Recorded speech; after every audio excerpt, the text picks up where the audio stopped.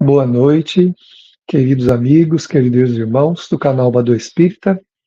Estamos reunidos nesta terça-feira, mais uma vez, para o nosso momento de saber e sentir. Nós possamos aproveitar esse momento de reflexão para irmos tranquilizando o nosso coração, ouvindo a mensagem da doutrina espírita e também buscando um refrigério para a nossa alma, sabedores que somos dos enfrentamentos que a vida nos oferece, para o nosso próprio proveito, crescimento, mas que muitas vezes entramos em quadros de dificuldades e acabamos por perder a oportunidade da melhoria, de fixarmos valores melhores. Então nós vamos agora à prece para iniciarmos o nosso momento. Elevemos o pensamento, pensemos em Jesus, o Divino Amigo. Nesse instante, Ele nos abençoe, clareando a nossa mente, amparando os nossos corações, a fim de que possamos nos sentir fortalecidos, inspirados pelos amados benfeitores, que em seu nome trabalham na terra. Obrigado, Senhor, por tudo de bom, pelas provações, pelas dificuldades, pelas lutas, mas também pelas muitas alegrias que temos, pelo bem-estar, tudo de bom que nos acontece. Seja conosco, hoje, agora e sempre. Assim seja. O capítulo hoje, do livro Passos da Vida, de Chico Xavier, do Espírito Emmanuel e outros espíritos, é de André Luiz. E ele está nos falando da autodesobsessão. Então, a obsessão a gente sabe muito bem o que é, né? A ação de uma outra mente sobre a nossa, né? Constrangendo-nos de alguma maneira, trazendo-nos dificuldades de toda ordem. Mas e a autodesobsessão? Como é que eu me autodesobsedio? Será que é possível? Então vamos ver aqui o que o André Luiz nos coloca. Se você já pode dominar a intemperança mental, ou seja, será que nós já conseguimos pensar de maneira menos intempestiva? Estamos nem falando da reação, estamos falando aqui do pensamento. Será que nós já pensamos de maneira intempestiva? Menos intempestiva? Quantas vezes ficamos brigando com as pessoas ou com as situações da vida na nossa própria cabeça, criando tormentos, né? Eu me recordo, para nós, nem também para os outros, né? De uma fala do Chico, que ele fala que estava num avião, né? E o avião começou a dar uns problemas lá, e o Chico, achando, como todo mundo que estava no avião, que ia morrer, começou a gritar, e o Emmanuel foi lá corrigir ele e tal, e ele falou, mas é a hora da morte e tal, e o que é que tem? Dê exemplo, né? Você tem que dar exemplo aqui. Ele falou assim, não, mas eu sou como todo mundo, né? Eu sou um ser humano, eu tenho medo de morrer. Nós podemos morrer, né? O Emmanuel falou, podemos sim, vocês podem sim, com certeza. Aí ele falou assim, se comporte, né? Não é nessas palavras, mas ele quis dizer isso, né? Se comporte para que você não crie problema na cabeça dos outros, né? Por quê? Tudo que se passa no pensamento é um tormento para nós. Será que a gente aprendeu a dominar essa intemperança mental? Aquelas coisas que ficam lutando com a gente, aqueles argumentos que ficam sendo criados no nosso íntimo, ficam ali na nossa cabeça, povoando, né, o nosso espaço mental? Se esquece os próprios constrangimentos a fim de cultivar o prazer de servir? Será que a gente tem facilidade em esquecer, né, os constrangimentos, né, as dificuldades, para cultivar o prazer de servir? Porque quem faz exigências, quem vive fazendo exigências, quem vive às voltas com desequilíbrios, não ajuda, né? Só cria problema, né? E muitas vezes a gente cria problema no lugar onde a gente está, porque não esquece os próprios constrangimentos. Uma vez constrangido, nós reagimos, nós falamos e ficamos também mentalmente trabalhando essas ideias, irradiando, né, emanando de nós aquilo que conturba, que perturba o ambiente onde a gente está. Se sabe escutar o comentário infeliz, sem passá-lo adiante, né? A gente não consegue impedir, muitas vezes, que alguém nos faça um comentário infeliz a respeito de alguém. Não é devido isso, mas se a gente não tomar cuidado, até mesmo a gente faz algum comentário e acha que está tudo certo, né? Que é só um comentário, é só eu e aí determinada pessoa, as demais não vão saber. Então, a gente precisa pensar sobre isso, que em hipótese alguma, comentários infelizes, né, sobre quem quer que seja, não são produtivos. Então ele pergunta aqui se a gente sabe escutar sem passar adiante. Se a gente for constrangido a ouvir, a gente está passando para frente? É hora de pensar um pouquinho sobre isso, né? Nós temos que pensar sobre essa questão.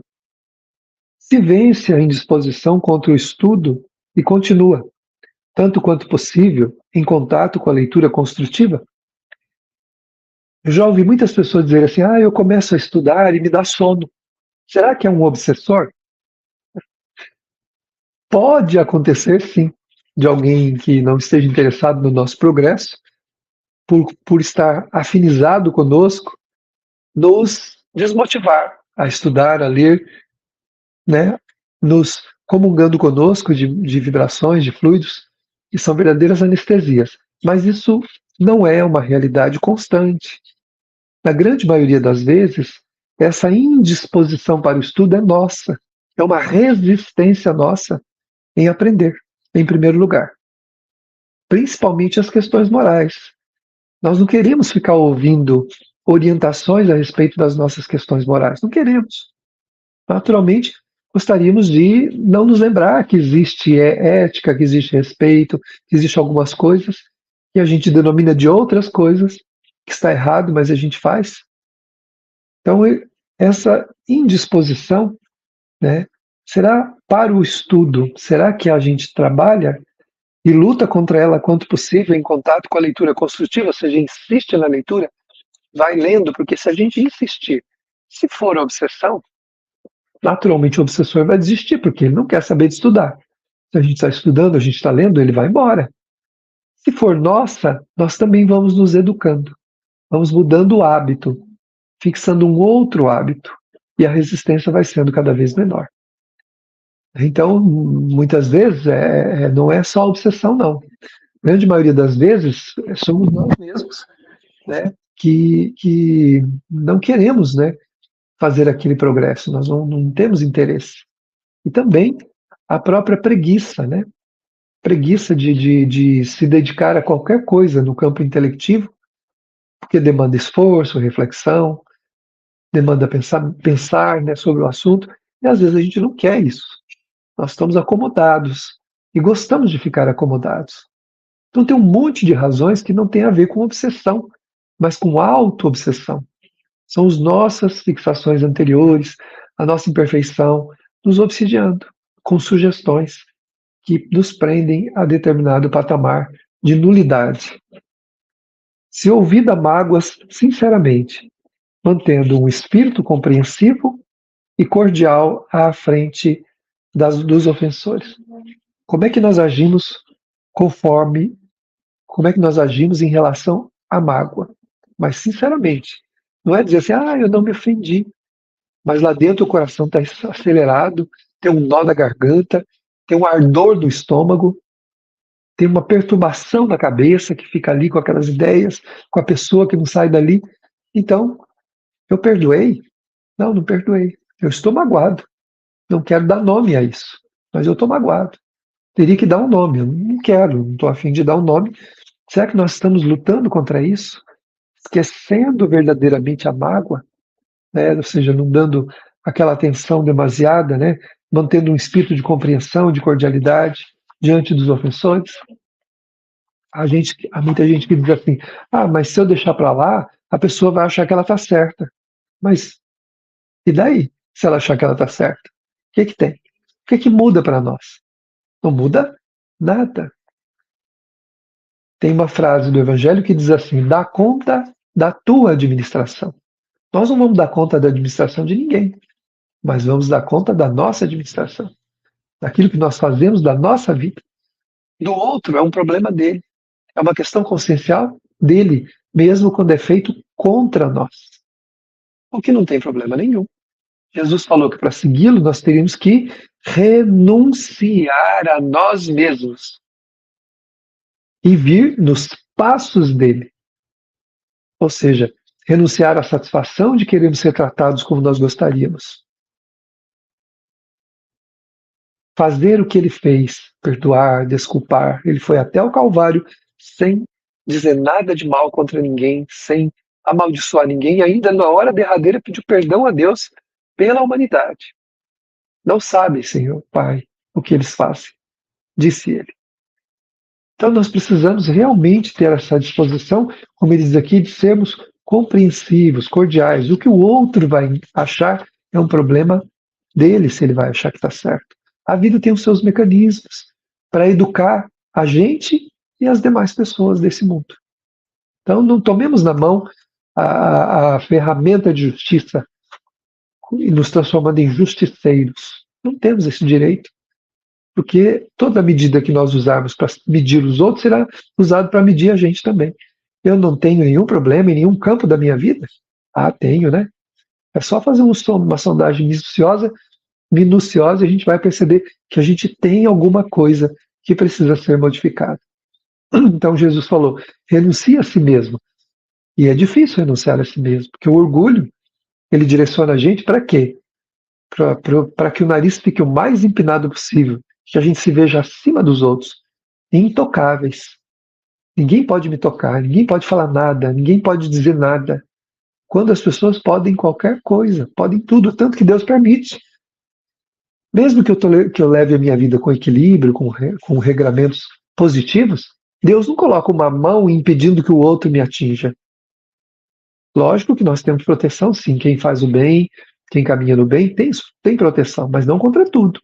Porque nós temos provas para suportar também. Nós temos dívidas, né, duplicatas do nosso passado moral para ser resgatadas, além de aprender, melhorar e evoluir. Se você se aceita como é, com as dificuldades e conflitos que tem, trabalhando alegremente com tudo aquilo que não pode modificar, será que eu me aceito, aceito a minha vida, aceito como eu sou? Isso não quer dizer conivência consigo mesmo.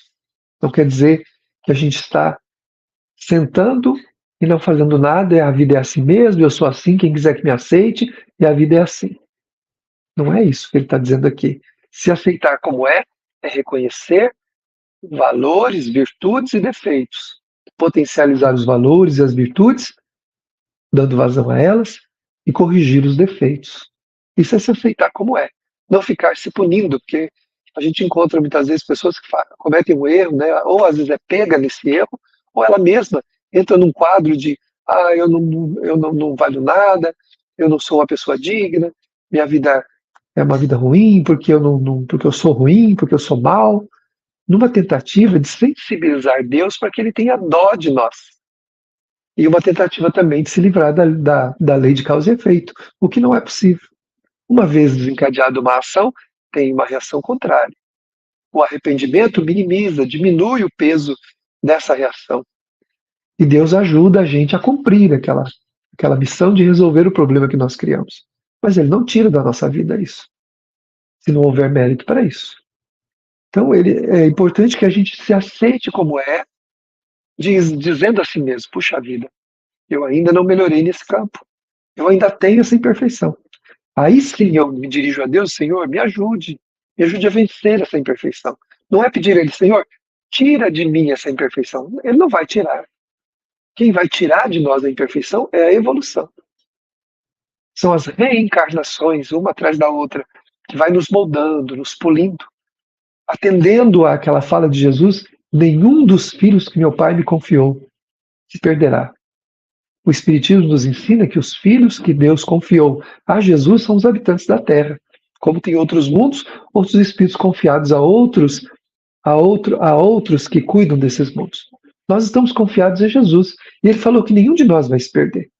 Por mais que a gente demore, por mais que a gente tenha até que mudar de mundo para melhorar, a gente não vai se perder. Vai chegar uma hora que a gente vai encontrar o caminho e vai evoluir. Nós somos eternos.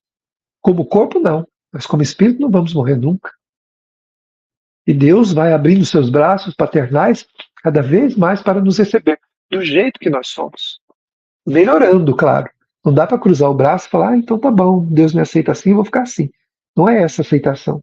É a aceitação do esforço, da mudança, para que o espírito amplie horizontes que ele não tem. Se persevera na execução dos seus propósitos enobrecedores, apesar de tudo o que se faça ou fale contra você. Será que a gente é perseverante naquilo que a gente está fazendo, mesmo quando não somos elogiados, mesmo quando ninguém reconhece, mesmo quando ninguém nos diz um muito obrigado, ou nos dá um copo d'água em gratidão àquilo que a gente fez? Será que a gente persevera mesmo assim? Se não perseverar, aquilo que nós estamos fazendo não tem valor. Tem um valor, sim, material, circunstancial, por exemplo. Uma pessoa está com fome. Eu vou lá, dou uma cesta básica, tem um valor para ela, mas não tem um valor para mim se ao dar isso eu quero a gratidão da pessoa, eu quero tirar foto com ela, eu quero mostrar para todo mundo que eu estou fazendo caridade. Nesse sentido, eu perco a maior parte do benefício que eu criei naquele momento que estava dando, que deveria ser anônimo, que a vossa mão direita não saiba o que dá à esquerda. Então, se eu não uso essa prerrogativa, se eu não aplico isso na minha vida, então meu bem não é desinteressado. O meu bem tem interesses. Se tem interesses, ele então já se pagou a si mesmo. Né? O muito obrigado do outro, a gratidão já me pagou. Nada tenho a receber da lei divina. Então, muitas vezes a gente diz assim, nossa, eu faço tanta coisa, mesmo assim minha vida tem provações. Primeiro que as provações são para nos aperfeiçoar. São também as expiações são quitação de débitos do passado. Depois, que ao precisar do reconhecimento do outro, eu já paguei a mim mesmo com o reconhecimento daquela pessoa. Se compreende que os outros têm o direito de experimentar o tipo de felicidade a que se inclinem, como nos acontece. Parar de criticar as pessoas pelo que elas fazem.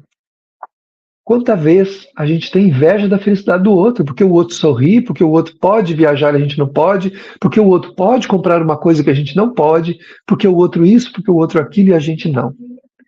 Porque a gente esquece de olhar as bênçãos que temos em nossa vida. As bênçãos possíveis a nós, dentro do quadro de necessidade da nossa vida. Não foi mais nada do que a gente tem que a gente pediu a Deus. Porém, podemos melhorar, sem dúvida, mas não ficar se comparando, blasfemando como se a lei divina nos devesse alguma coisa que ela não deu. Não existe troca com Deus. Não adianta a gente dar um dinheiro para uma religião, para uma instituição, acreditando pura e simplesmente que aquilo vai trazer para a nossa vida uma recompensa, como se Deus nos devesse alguma coisa. Eu já ouvi isso de um religioso uma vez, que ele disse assim: se você der, Deus é obrigado a te atender, está na lei. Como Deus é obrigado? Deus não é obrigado a nada. Quem tem obrigações somos nós. Ele é o Pai. Ele é o Criador do universo. Ele não está subordinado a nós. Somos nós que somos subordinados a Ele. Então precisamos pensar nisso. Isso é uma questão de respeito que nós devemos ter para com o Pai Celeste. Se crê e pratica o princípio que somente auxiliando o próximo é que seremos auxiliados. Fazer da caridade não um meio de gratidão ou um meio de receber algum benefício, mas uma forma de ser feliz. Porque quem preocupa com os outros, naturalmente constrói a felicidade em sua própria alma. Com o passar do tempo, se vê cada vez mais feliz. A caridade é a âncora da salvação em todos os mundos, dizem os Espíritos. É a âncora, ou seja, é o que nos ancora na felicidade. Se é capaz de sofrer e lutar na seara do bem, sem trazer o coração amargoso e intolerante. Será que nós ajudamos do bem ou criamos problema? Tenho tolerância para conviver com os meus irmãos? E, no geral, na minha vida, mas especialmente na obra do bem? Então, se eu não tenho tolerância, então provavelmente estou criando problema. Então, você estará dando passos largos para libertar-se da sombra, entrando, em definitivo, no trabalho de autodesobsessão. Então, quem faz essas sugestões aqui, algumas delas, né, tem outras, o André Luiz colocou essas, quem assim faz está se autodesobsidiando. Não há inimigo espiritual que fique perto de quem faz isso. Não há perseguidor espiritual. Não há obsessor que aguenta uma pessoa fazendo essas coisas aqui.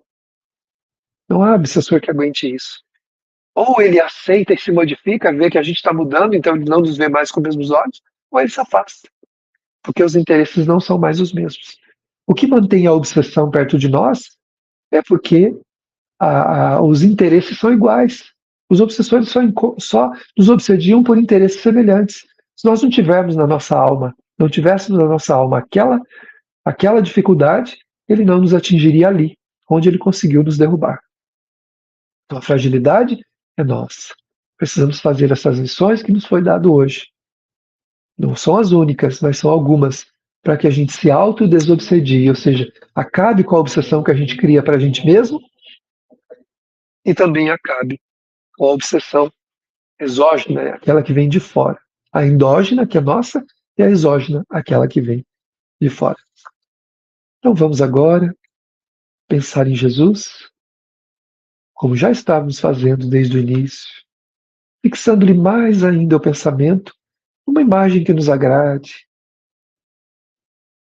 E assim, recebemos nesse instante as vibrações que emanam do seu amor infinito, da sua paz, da sua ternura. Sintamos esse refrigério que nos toca a alma, que nos fortalece.